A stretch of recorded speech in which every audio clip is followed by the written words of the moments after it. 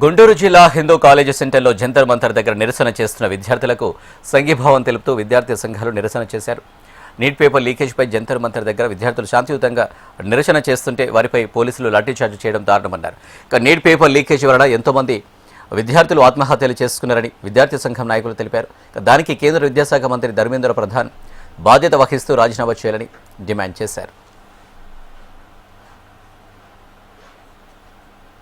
NEET exam paper leak అయిందని చెప్పి ఇవాళ జంతర్ మంతర్లో ఢిల్లీలో ఉన్నటువంటి జంతర్ మంతర్లో విద్యార్థులు యువకులు శాంతియుతంగా నిరసన కార్యక్రమం చేపడితే కేంద్రంలో ఉన్నటువంటి బీజేపీ ప్రభుత్వం దాన్ని అడ్డుకోవడానికి పోలీసులను అడ్డం పెట్టుకొని ఇవాళ లాఠీ చార్జ్ చేసి టియర్ గ్యాసులను ప్రయోగించడం చాలా దారుణమైన విషయం, సిగ్గు చేయడం చెప్పి ఇవాళ కేంద్ర ప్రభుత్వానికి తెలియజేస్తా ఉన్నాం.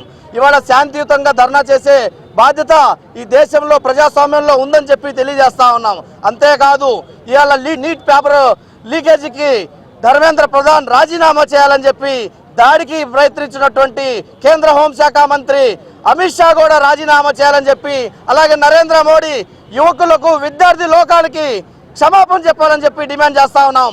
అలాగే నీట్ పేపర్ లీకేజ్ కారణమైనందుకు ఇవాళ 20 మంది విద్యార్థులు ఇవాళ అసూలు బాసిన విషయం మీ అందరికీ తెలిసిందే. వారందరికి కూడా ₹1 కోటి ఒక్కొక్కరికి నష్టపరిహారం చెల్లించాలని చెప్పి ఎన్టీఏని, నేషనల్ టెస్టింగ్ ఏజెన్సీ ఎన్టీఏని రద్దు చేయాలని చెప్పి ఇవాళ విద్యార్థి యువజన సంఘాలతో ఇవాళ రాష్ట్ర వ్యాప్తంగా ఇవాళ విద్యా సంస్థల బంద్ని నిర్వహిస్తా ఉన్నాం.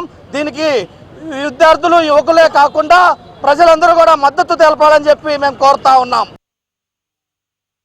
NEET exam